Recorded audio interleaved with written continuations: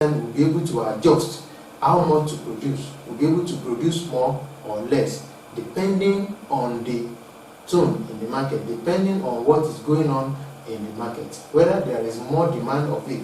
When there is more demand, there is increase in the demand, the producer will be able to produce easily and quickly, will be able to respond. And when there is high price of that particular product in the market, such producer will be able to respond quickly to the high price, so that he will be able to gain more and acquire more revenue from the market. And when the price reduces, it can easily reduce the volume of products that will be supplied into the market. Let's consider the following questions under the elasticity of demand and supply. The first one says the coefficient of price elasticity of demand is 0 when demand is dash. A, unitary elastic. B, perfectly elastic. C, perfectly inelastic. And D, elastic. Number 2, if the income elasticity of demand for a good is negative, then the good is dash. A, an income neutral good. B, a normal good. C, an inferior good. D, a luxury good. Number 3, if the cross elasticity of demand between two goods is negative, then the two goods are A, substitute. B, normal goods. C, inferior goods. D, complements. Number 4, the price elasticity of supply measures dash. A, the responsiveness of the quantity supplied to the changes in price. B, how often the price of the goods changes. C, the slope of the budget curve. D, how sensitive the quantity supplied is to the changes in demand. And number 5, if goods are substitute, definitely they are dash. A, income elasticity are negative. B, cross elasticity are positive. C, income elasticity are positive. D, cross elasticity are negative. Now let's try to answer the questions one after the other. The number 1 that says the coefficient of price elasticity of demand is 0 when the demand is dash. The answer is perfectly inelastic. When the price elasticity of demand is 0, then the demand is perfectly inelastic. Number 2, if the income elasticity of a demand for a good is negative, then the goods is dash. Then the good is an inferior goods. An inferior goods has income elasticity of demand to be negative. That is, when the income increase for that goods, the demand for that goods will reduce definitely. That is where the negative comes in. Number 3, if the cross elasticity of demand between two goods is negative, then the goods are complements. That is, the increase in price of one will lead to reduction in purchase of the other one, because they are consumed together. No consumer wants to buy anything at the high price. And number 4, the price elasticity of supply measures the responsiveness of the quantity supplied to the changes in price. That makes the option A to be the correct answer. And the last one, if the goods are substitute, then their income elasticity are cross elasticity are positive. Their cross elasticity are positive. The cross elasticity of substitute goods are always positive, and that makes the option B to be the correct one, because the increase in price of one will lead to the increase in quantity demanded of the other one. Therefore, they are positive. Theory of cost and revenue. Cost is defined as the money expenditure incurred by the producer to purchase or to hire factors of production and raw materials to produce goods and services. In a way, cost is a kind of sacrifice made by the producer. In an example, the sacrifice was made in terms of making payments such as wages to laborers, rent for the use of land and tractor, and incurring expenditure on raw material.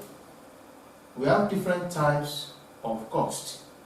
And the major types of costs that we are to consider here are fixed cost, variable cost, explicit cost, and implicit cost.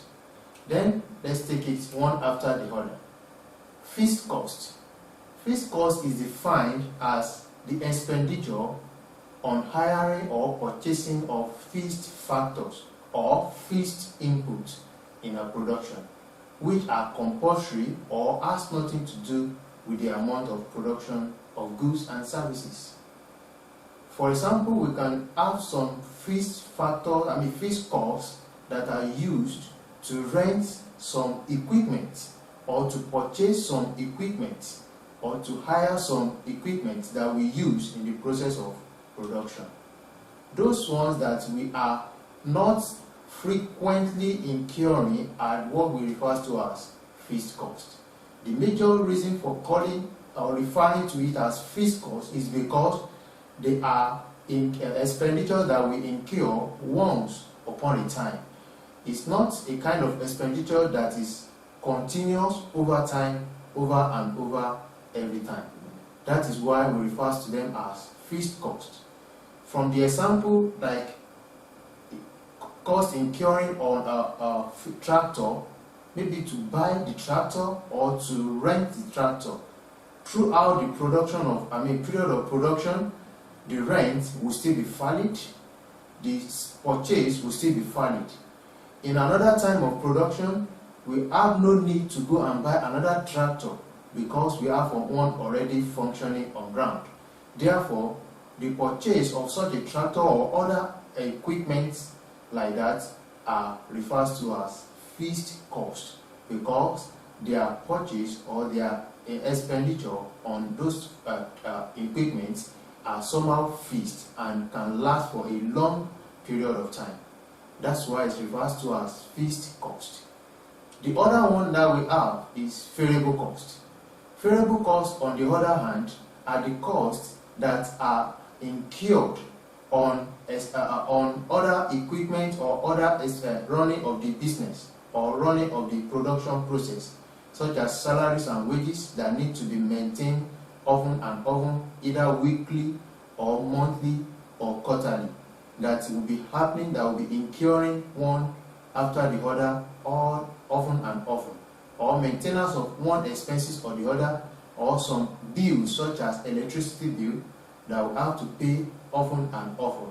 All these costs that we pay time by time, often and often, are referred to as variable cost.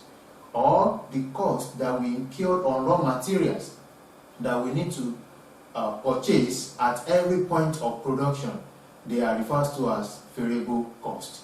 That is the difference between the two, the variable and the fixed cost. The other type of cost that we have is what we call explicit cost. Explicit cost is a type of cost that we categorize as the combination of both fixed and variable costs. They are the costs that we incur both on variable costs and fixed costs over the time of production.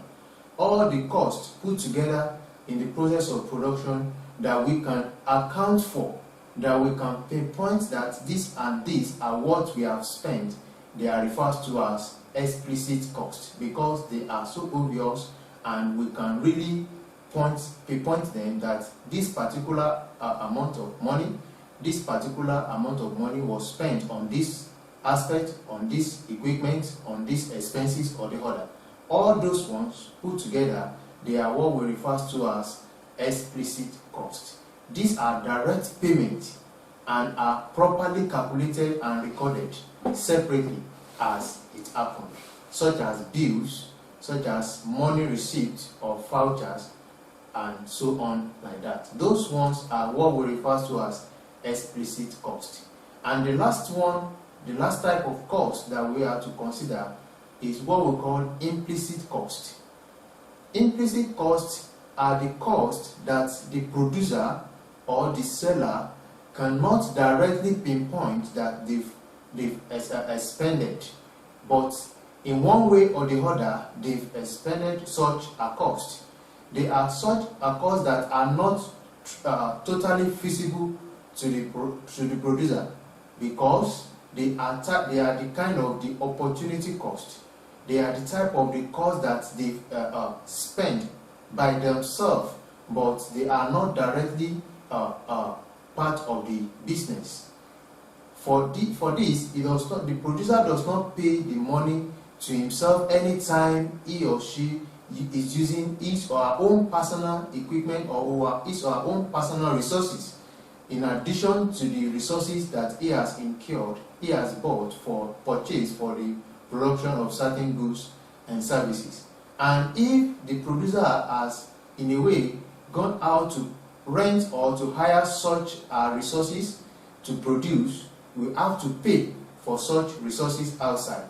But because it belongs to him personally, the producer may not want to directly calculate or see that kind of resources as part of something that he used for production that need to be calculate the expenditure on it or the cost on it.